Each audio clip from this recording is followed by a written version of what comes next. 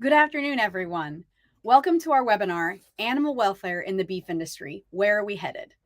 This webinar is brought to you by Wisenetics, and I am Brandy Buzzard, one of the hosts of the Beef Podcast and a Kansas rancher, and I will be your host for this webinar today.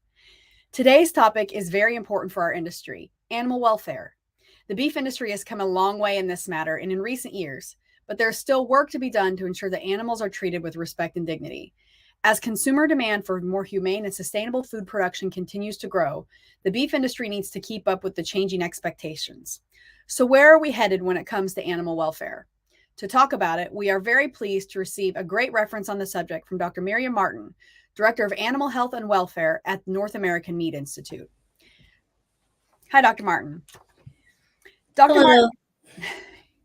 Dr. Martin received her Bachelor's of Science in Animal Science from the University of Missouri, her Master's of Science in Animal Science from Colorado State University, with a research focus on livestock behavior and welfare, and her PhD in Physiology from the Kansas State University College of Veterinary Medicine, with a research focus on cattle pain management.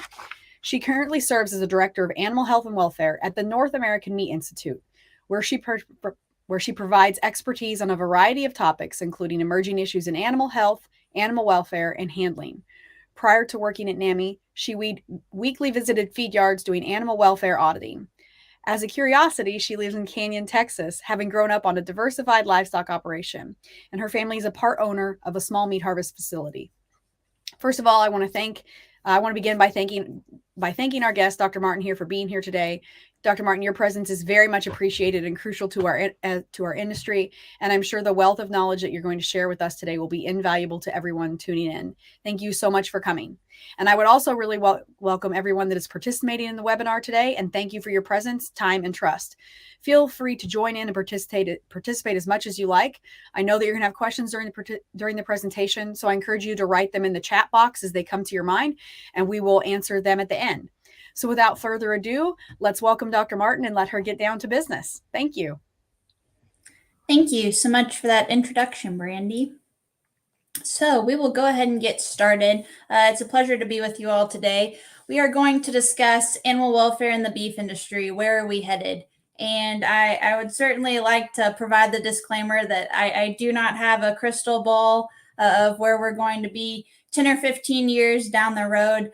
But we do see some questions that we get from consumers, as well as in the marketplace, what retailers and food service are asking for. And so I work at the Meat Institute, and so we are a little bit further down the supply chain and get a lot of questions I field about production practices and what producers are doing and how animals are raised. So just want to take the opportunity to share some of that information with you all today.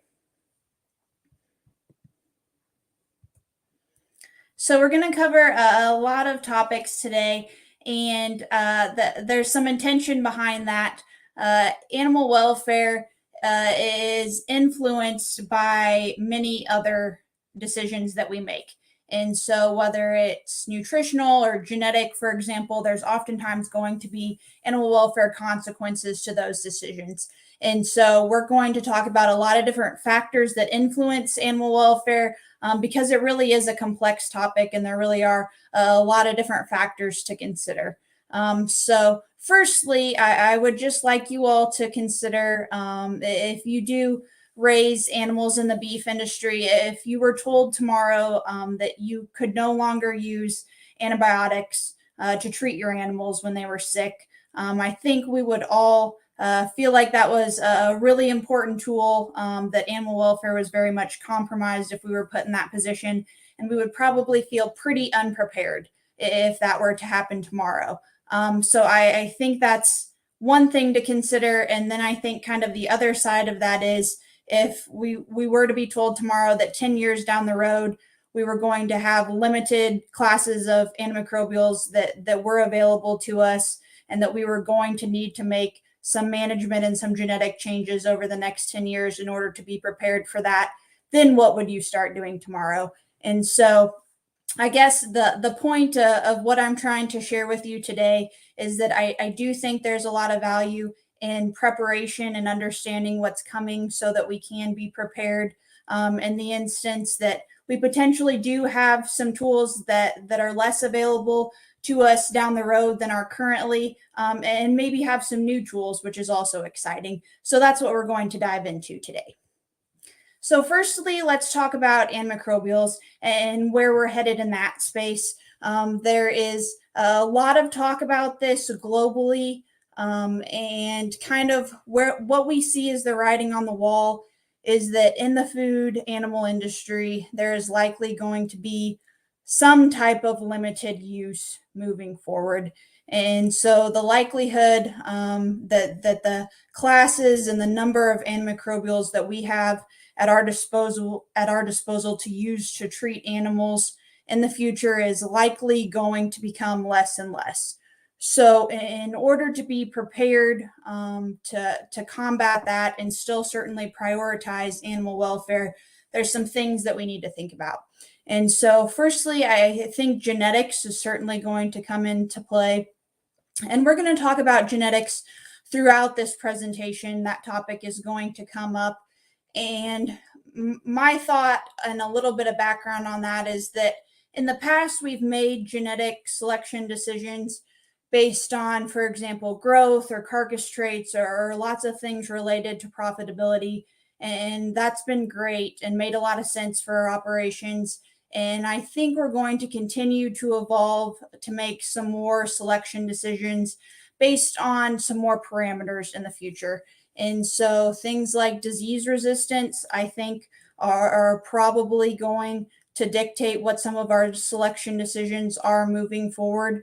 When we think about the definition of animal welfare, how an animal is coping with its environment, I think we're going to start making genetic selections down the road that are really based around how we can help an animal best thrive in the environment that we're putting it in. And so globally, that could certainly look very different based on what environment, what production system we are asking that beef animal to thrive in.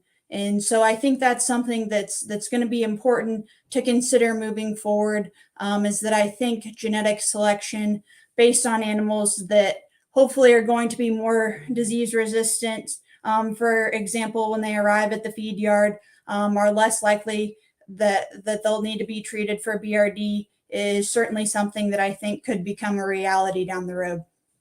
Secondly, lower risk animals I think are going to continue to increase in value. So animals that are cared for well, that animal welfare has been made a priority throughout their entire lifetime, those animals are going to continue to gain in value as we continue to have pressure to use less antimicrobials. And those higher risk animals that are more likely to require metaphylaxis and potentially multiple treatments at the feed yard, those animals I don't see having as much value moving forward, just as we get more pressure to use less antimicrobials. Liver abscesses are certainly something that is a challenge, and I think we're going to have to be really thoughtful moving forward if we are not going to be able to use Tylen potentially in the future to reduce liver abscesses. What are some genetic and management practices that we can do in order to reduce them? So thinking about if animals spend less days at the yard, if we're going to increase the amount of forage in their diet, if we're going to select for animals that are genetically predisposed to have less liver abscesses, thinking about antimicrobial alternatives.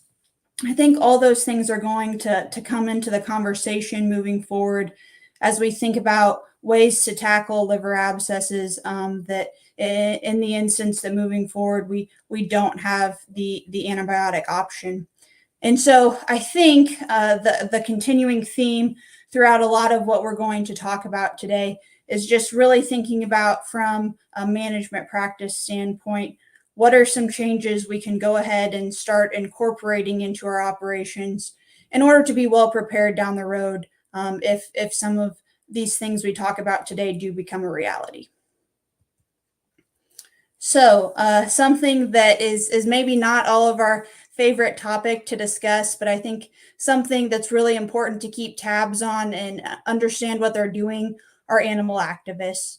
And so it's important to remember that with animal activists, their ultimate goal is to destroy animal agriculture and to encourage individuals to not eat meat. And so they certainly have a lot of pretty sophisticated strategies that they employ to do that. And so I want you to be aware of some of the strategies most recently that we have seen here in the US that they have been using. So the first one being that they have been coming after how we euthanize and slaughter animals. And so if we consider if there's not a socially acceptable way to euthanize or slaughter food animals, obviously it's going to be very difficult for food animals to enter the food chain. And so I think it's very strategic that they're doing that. So just want you all to be aware of that.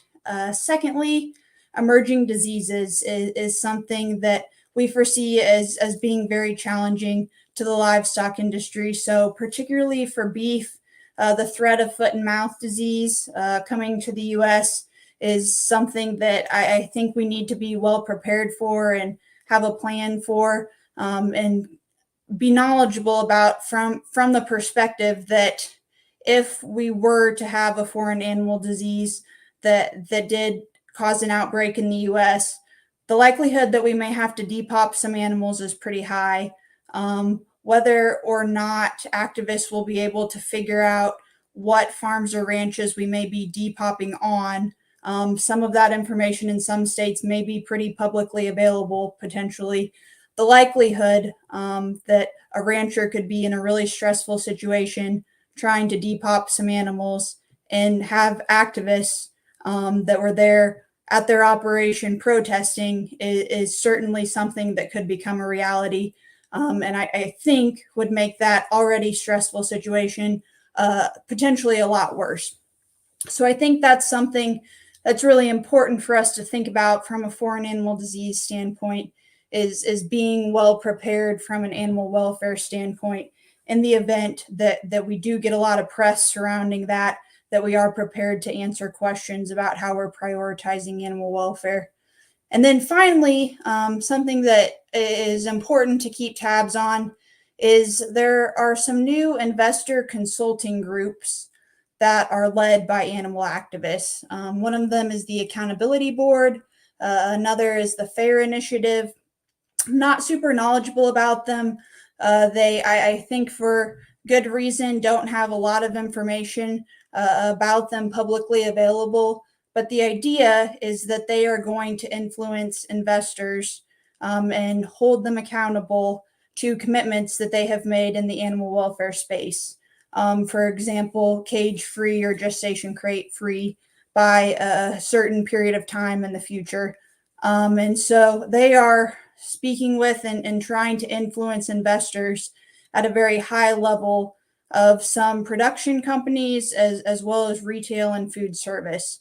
So I think that's something that's really important to understand, that they are trying to have an influence there where a lot of us who are more at the grassroots production level are not necessarily even going to be in those boardroom discussions. But it's important to understand that that's another strategy that they're trying to employ.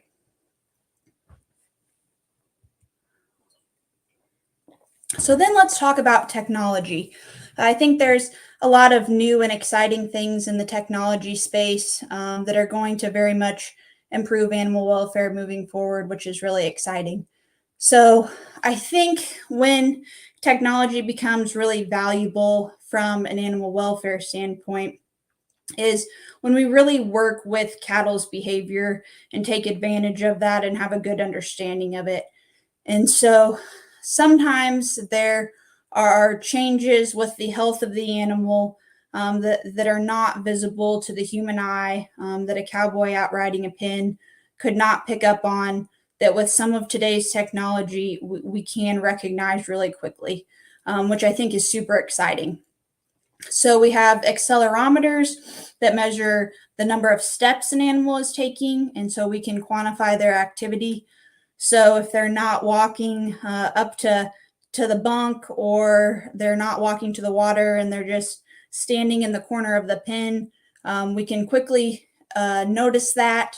They can measure rumination. So if they are starting to go off feed, we can quickly recognize that. And then we can also look at body temperature. And so we can create a baseline for the animal in all of those different factors. And then as soon as they start to deviate from that baseline, we can quickly recognize that then, which I think is going to be really important for more quickly diagnosing animals moving forward. So as we have the ability to more quickly diagnose animals, then the hope is that we have less retreats. And so we can reduce our antimicrobial use, which I think all ties into being a little bit more sustainable and prioritizing animal welfare as we move forward.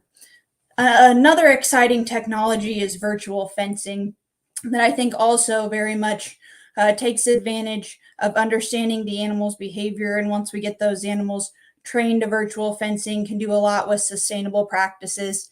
And we'll continue to talk about this moving forward, how oftentimes sustainability and animal welfare can go hand in hand, and it's going to be important to prioritize both of those things moving forward. So then at the end of the day, I think it's important that we remain really realistic about profitability. And we can't be asking producers to do a lot in the animal welfare space that's not allowing them to be profitable. So I think that that's still something that we certainly have to keep in mind in order to be creating sustainable practices long term. And so one thing in this space that we have seen lately is that program cattle, and when I say that, I mean, for example, natural program cattle or GAP program cattle have been worth a lot lately. And so we've seen a large premium for those type of animals that are in those specific programs. And so trying to genetically select for animals that really are going to thrive in those programs where they may not be receiving antimicrobials, for example, is something that's becoming more popular, and I think we're going to see more of moving forward. Another kind of new and exciting field is carbon neutral beef. I think we will begin to see more of that on the grocery store shelves in the future. And so, like I said, that sustainability and animal welfare piece and how those two tie together and how we can talk about both of them, I think is going to be really important moving forward. And then finally, traceability is something that I really can't emphasize enough. There's different schools of thought on traceability, but at the end of the day, I think the early adopters who are willing to see the value in that and prioritize it and ensure that there is traceability from the ranch until that animal enters the food chain are certainly going to see a benefit with that. What we are hearing kind of more towards the end of the supply chain is that traceability is just going to become more and more important. And so I think we are kind of to the point where there is things that retailers and consumers ask for, and then we talk about willingness to pay. And we have to get beyond something that they just think is important to the point where they're actually willing to put some money down and pay more for that to be the case.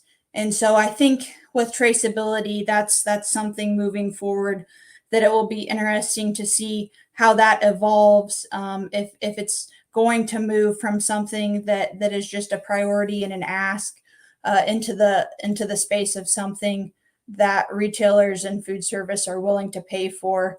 And I would foresee that is certainly a possibility down the road. So then we'll talk about legislation. There are some federal as well as state bills that fairly continually every session get brought up with a different name that look a little bit differently, but are all geared towards trying to damage animal agriculture as we know it today, and not allow us to raise animals as we currently do. And so I think it's just really important to have a relationship with your state as well as your federal congressman. Usually there's a lot of goodwill there towards farmers and ranchers, and they want to represent you well and do the right thing.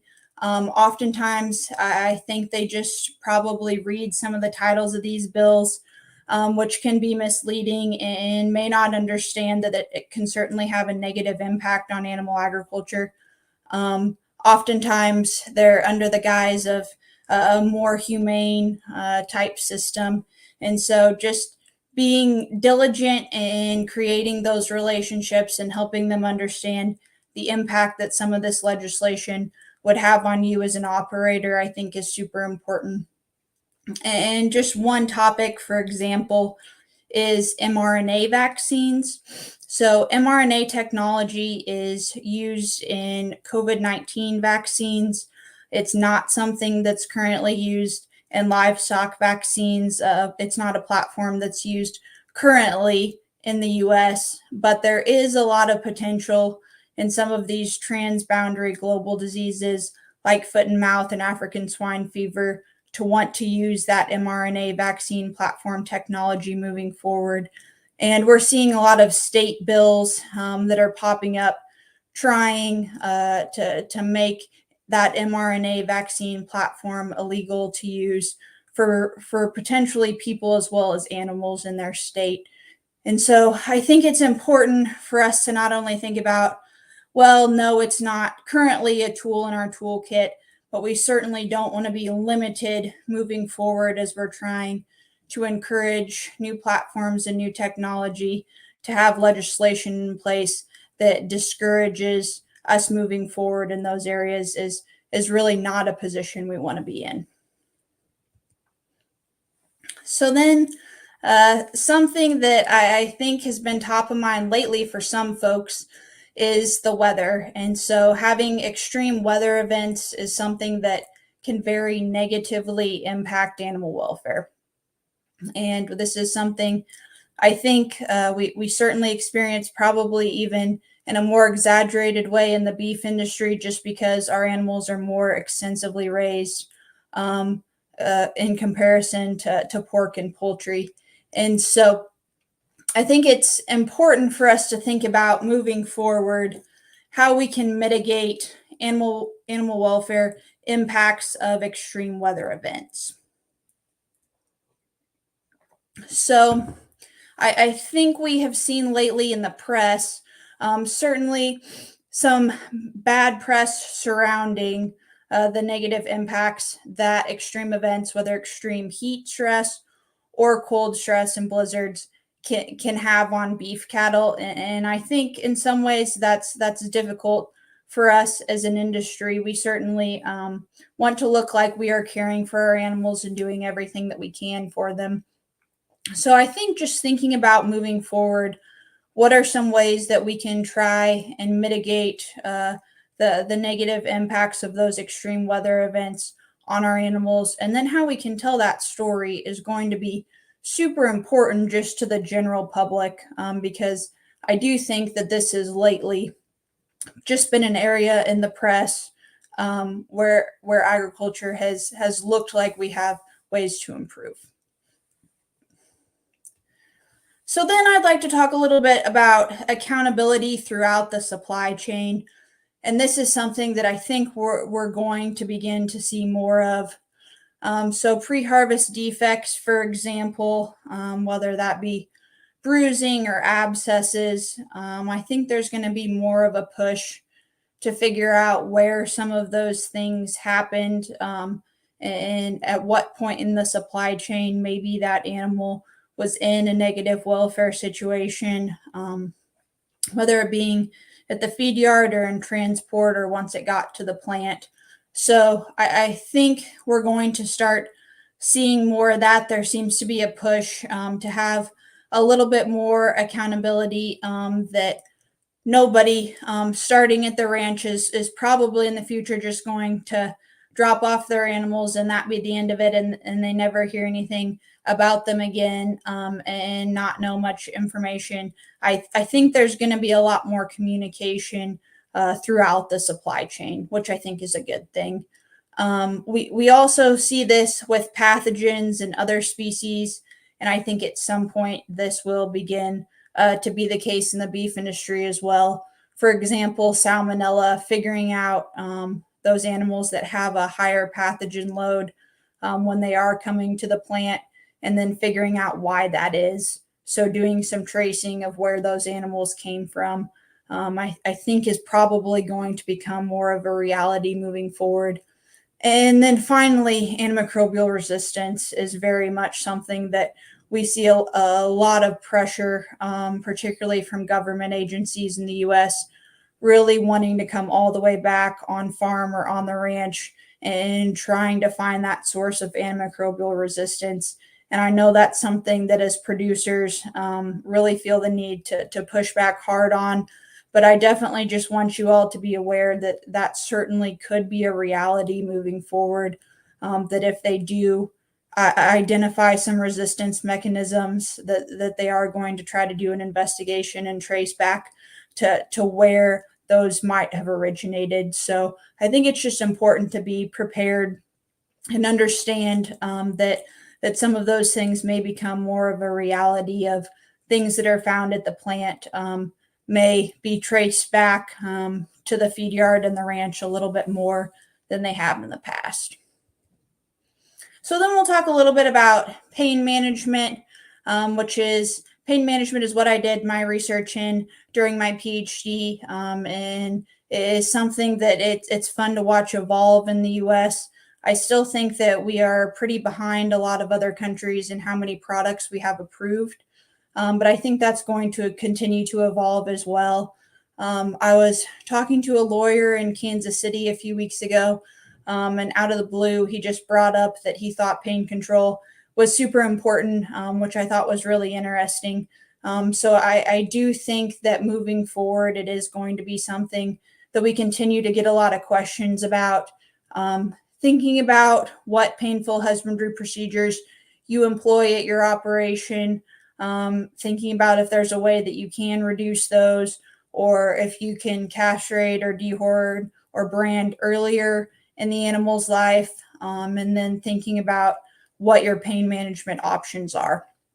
So there are some extra label options that are pretty reasonably priced per animal.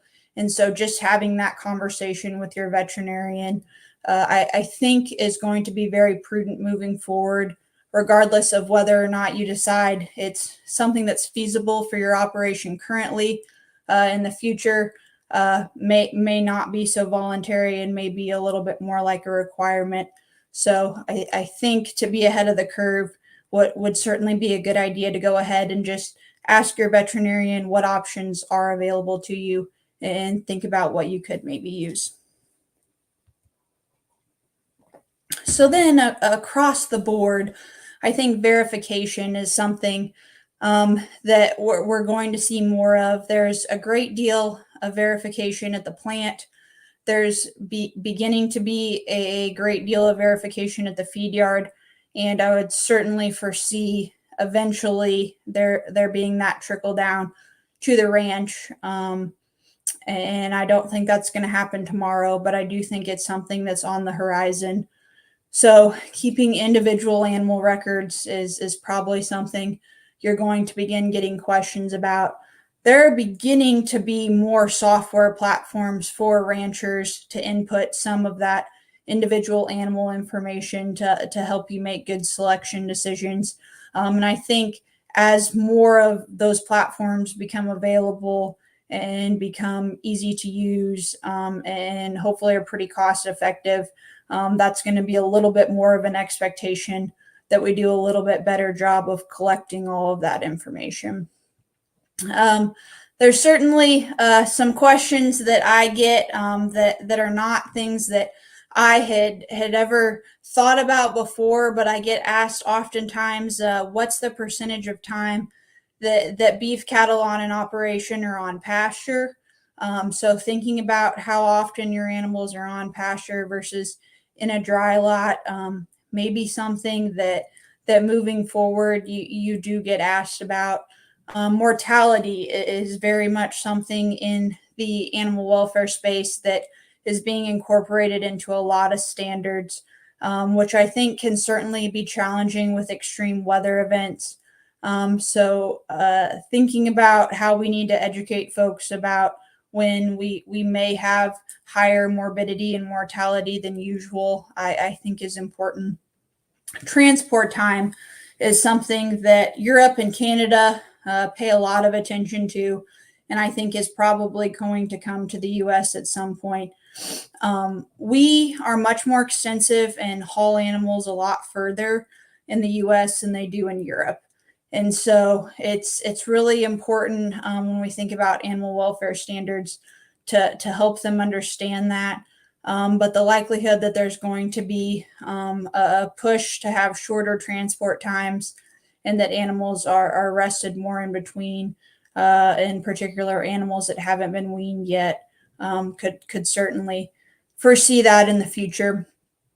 And then feed ingredient sourcing is another thing. Just tried to come up with a few different things for you all to think about.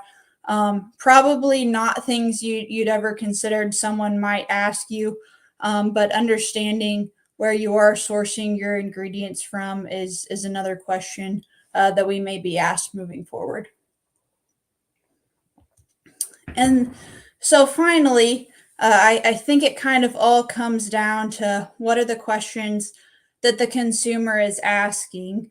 If we're going to be relevant in the beef industry moving forward, if we're going to give consumers social permission to eat meat, which I think at the end of the day is really what our goal is, we are going to have to increase consumer trust. So that's where we very clearly see the correlation of how we can improve the number of individuals that are eating beef and how much beef they are purchasing at the grocery store or online.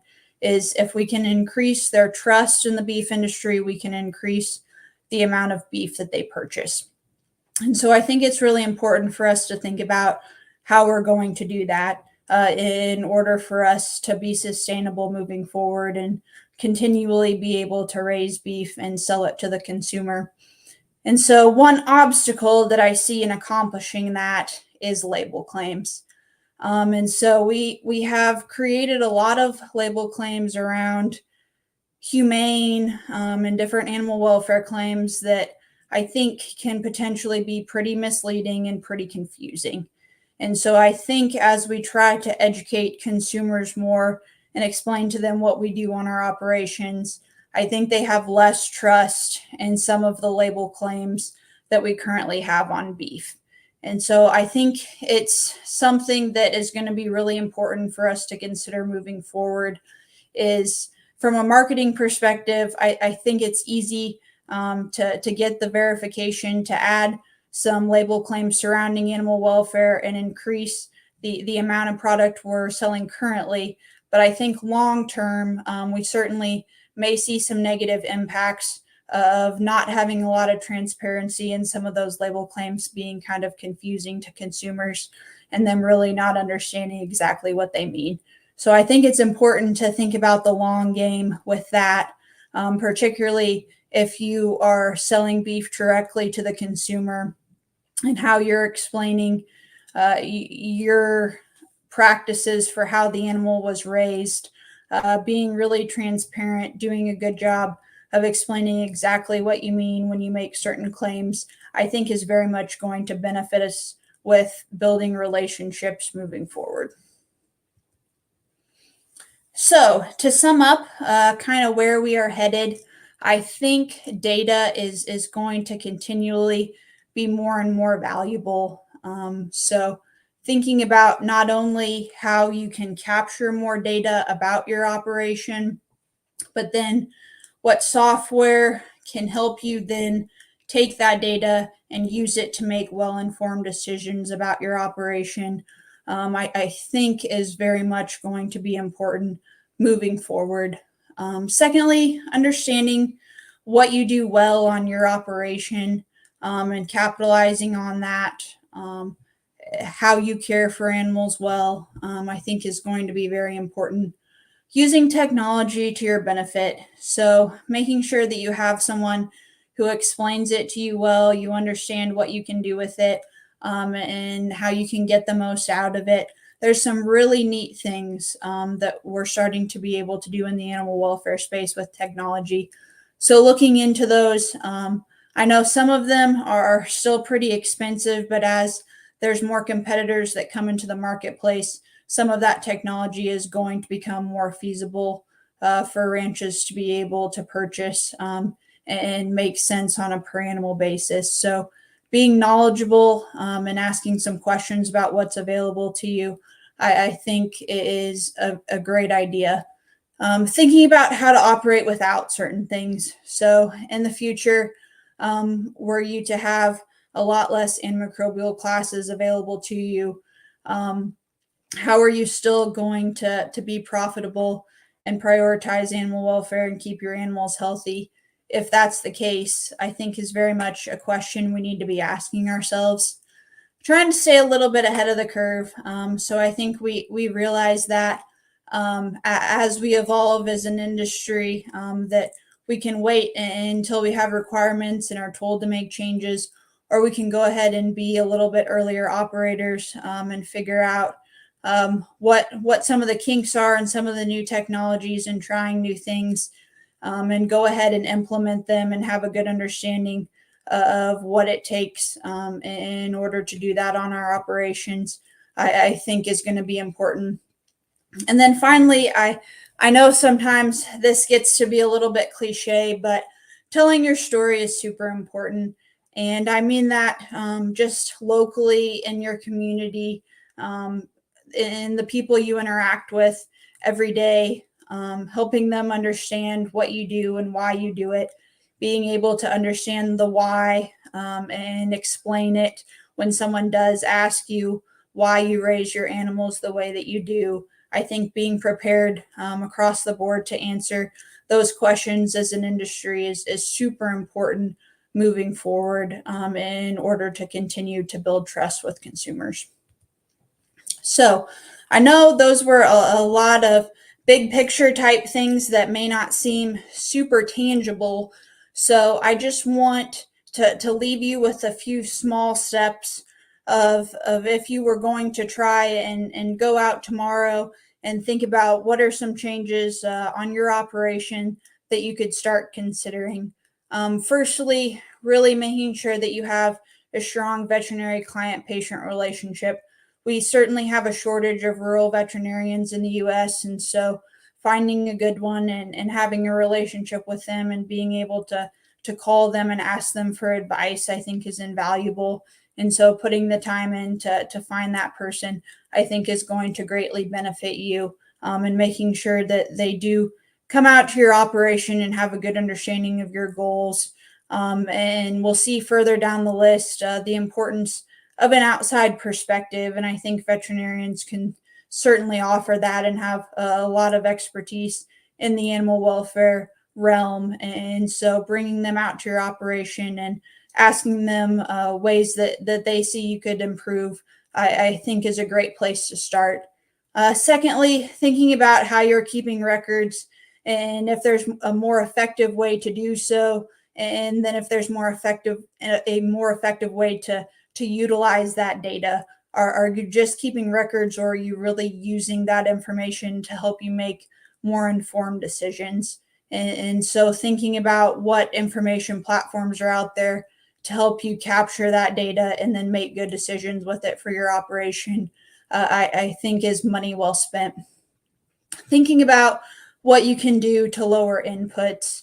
And I think that's going to be something that goes into our selection decisions moving forward, and goes right along with culling decisions. So in the past, I think it's been pretty clear how we make culling decisions. If she lost her calf, she's probably going to town, right? Or if she didn't breed back. But I think our culling decisions are going to expand to if you do get information back from the feed yard about which animals, did get sick, or did not do well at the yard, thinking about culling that cow then I think there's going to be some more decisions that are made with information we get further down the line about their progeny moving forward. So I think that's going to be something important to think about, is really what you're basing your culling decisions on, and if there's more factors down the supply chain that would help you make a more informed decision. And then thinking about marketing.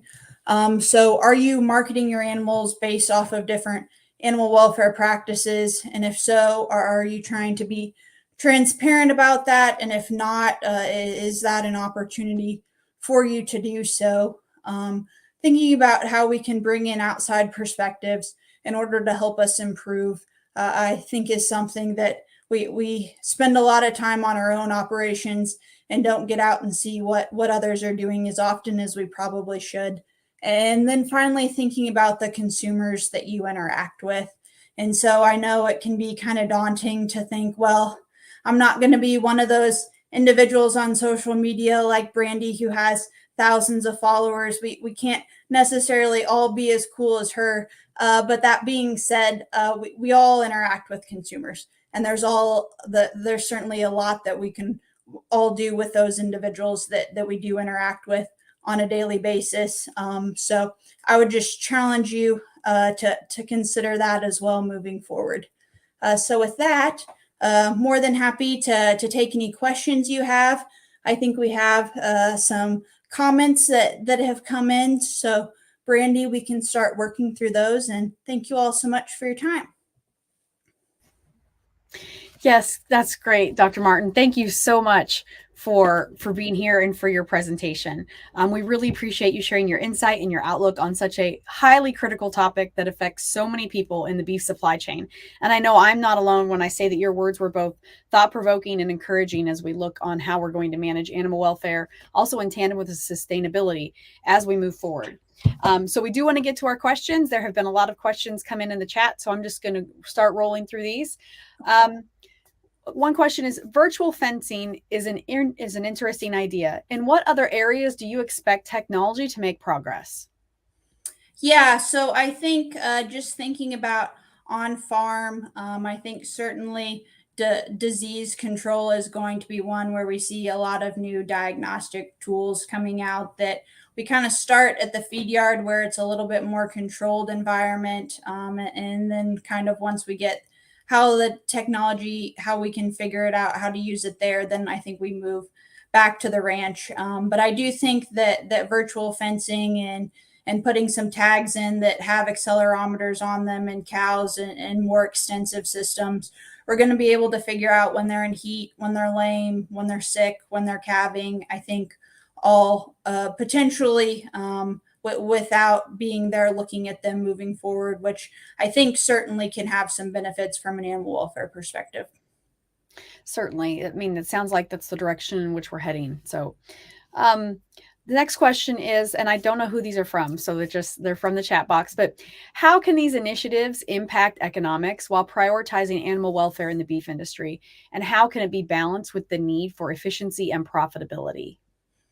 Yeah, so I think profitability has to come into the discussion, right? And so we're asking producers to do the right thing, but we also want them to their operations to be sustainable. And so I think we have to bring into the conversation, is this socially sustainable? Is this financially sustainable? And is this environmentally sustainable? And then I think we kind of come to our solutions then of what makes the most sense. And so, like I brought up earlier, oftentimes there's lots of things that we get asked to do, but oftentimes there's not a willingness to pay for some of those things. And so, I think it's important to understand consumer data and what practices and what's most important to them that they are willing to pay for. And so, once you understand that, then I think you can financially figure out, okay, what makes the most sense for my operation if I can market an animal and have some benefit to doing this, which I know is hard because at the end of the day, we all want to do the right thing and not go broke doing it. So it's a good question. Right. And I mean, just to emphasize the point you made that profitability is such a key, like we don't want to sacrifice animal well-being for profitability. However, related to sustainability. If we aren't profitable, we're not going to be sustainable. So there's definitely different levers that have to be pulled on there to see the outcomes from that. So, thank you for your insight on that. Related to profitability and finances, our next question is, how realistic do you think it is for small and medium-sized operations to have access to the animal health monitoring technologies, both from a financing standpoint and an availability standpoint? Yeah, so I think in the past, it has not been something that small operations have had a lot of access to, but I think that is evolving. And so I think moving forward, it is going to be something that is more feasible for smaller operations. So I think trying to change our opinion on that a little bit, that in the past, I think we've said, that sounds great. It's probably not for me, right? It's not something I could ever afford. But I think in the coming years, it is potentially going to be something to look into. And then you're just going to have to do that cost benefit analysis of, okay, is there really going to be something in this for me? But I think being willing to try some things out, I think is going to be important, that there may be some benefits to animal welfare that we're not good at capturing economically, that at the end of the day, we may be pretty surprised by what some of these technologies can tell us about the animal and can show us. Yeah, it's very difficult to manage what we can't measure, and it's Right. really difficult to measure things in animals that are so microscopic and can be moved so easily based on one management decision. So it's definitely an important takeaway. This person has said, "Hey, Dr. Martin, I don't know if you'll talk about this, but I'd like to know your thoughts on what ways beef industry standards and practices differ across regions and countries, and what we can learn from these differences." That's a great question. Yeah, that's a great question. They differ a lot. And so some of the standards are like government regulation, and then there's lots of standards that are just driven by different things in the marketplace. And so what we're starting to see is, I was listening to a conversation last week about some standards that they had in Australia, and they said it's not because the Australian consumer or even the European consumer expects this, it's because the US consumer does.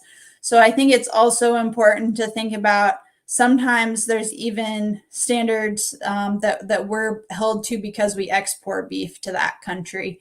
And so traditionally, we've always said, yeah, Europe is a little bit more driven in the animal welfare space, and less by production and profitability. And so they're more likely to have a lot of standards in place that may make it difficult to be sustainable and profitable in some ways, particularly if you're a large operation. That likely we start to see some version of that then in the U.S. down the road. And so I have conversations with individuals in Europe all the time, and it's always, okay, this is how our production systems differ from you. How can we find the middle ground where we both feel good about creating a standard where we're still trying to have the same standard of care, but we have a lot of animals in the U.S. In some of our operations that sometimes it's hard for them to wrap their mind around that. So I think it's always important to stand up for how you raise animals in your part of the world, and not let someone just impose the standards of how they raise animals, because there certainly are differences. But we've also realized that there are producers that are adopting a lot of things in some parts of the world, that it would be great if we had that technology in other parts of the world. So I think there's lots of good things that are happening, and I think it's kind of has a trickle down effect that hopefully we're all moving animal welfare forward wherever we're at. Yeah, most certainly. Just that last sentence you said, that I think that speaks to everybody both here on the call, that we all hope that we have our wagons headed the same direction and Right. moving forward on it. That'd be even better if it was on a global scale. Okay, so this is kind of related, but how do you think the government could support animal welfare effectively? And do you think there's room for improvement in that sense?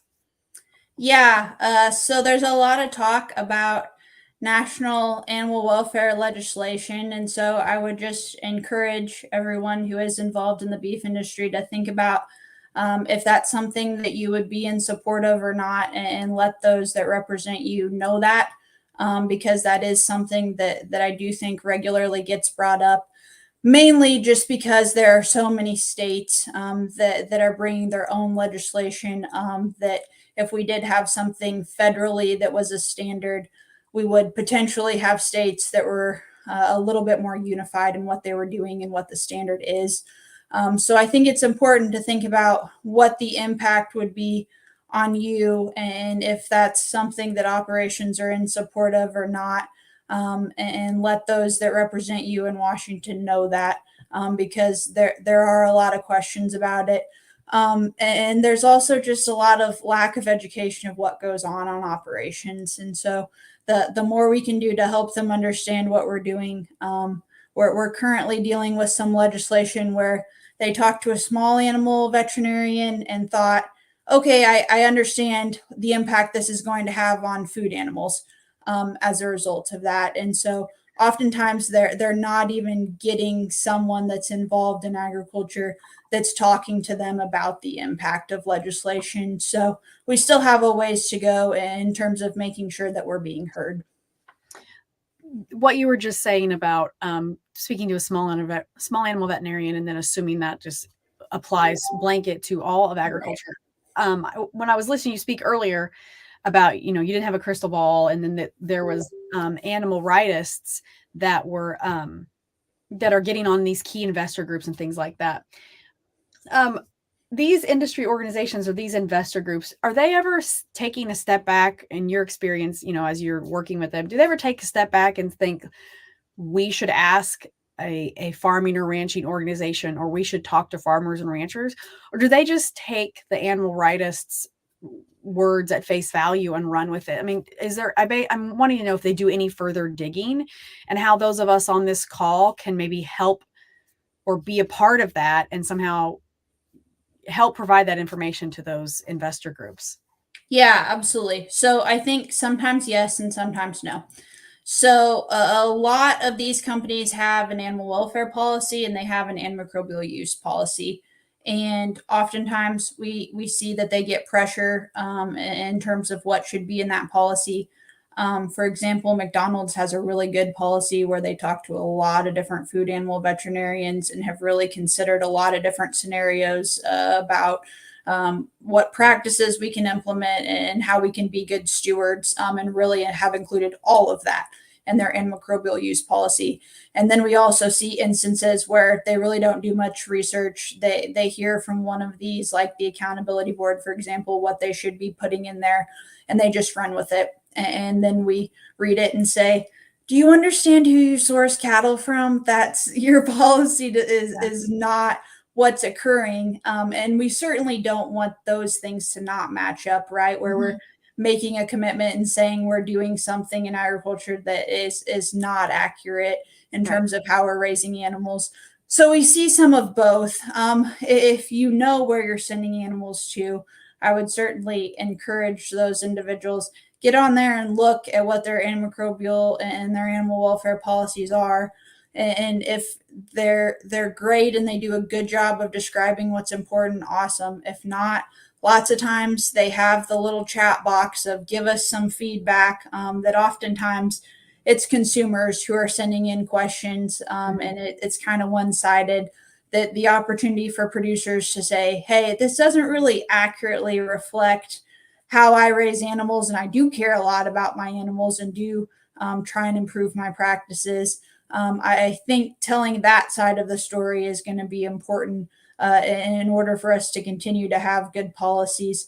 And then making sure that someone like a veterinarian who's very well educated also pushing that they talk to someone who understands science is also something that I think we have to continue to do, or that's also not going to be brought into the conversation. Absolutely. I mean, that's really great takeaways. Thank you again for sharing those. I don't see any more questions in our chat box, so it looks like that's all the questions we have for today. Dr. Martin, once again, thank you for your excellent presentation.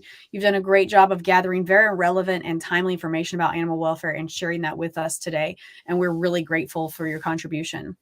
On behalf of the Wisenetics team, I would like to thank everyone for attending and participating in today's webinar. Many thanks to the people who are backstage that you can't see right now, who always contribute to the dissemination of quality content on the Beef Podcast Show. To wrap it up, I invite you to follow the Beef Podcast Show on whichever platform you use to get your podcast. You can also follow us on Instagram. And the link for the Beef Podcast Show's website is available here in the chat for you. Dr. Martin, do you have any final messages for anything for our participants? Thank you all so much for caring about animal welfare and thinking about what you could be doing better in the future. And I think it's going to take all of us really investing in continuous improvement in order to move forward. So appreciate you all tuning in today. Great. Well, thank you very much, Dr. Martin, for that. And for the rest, until next time, everyone, have a great day.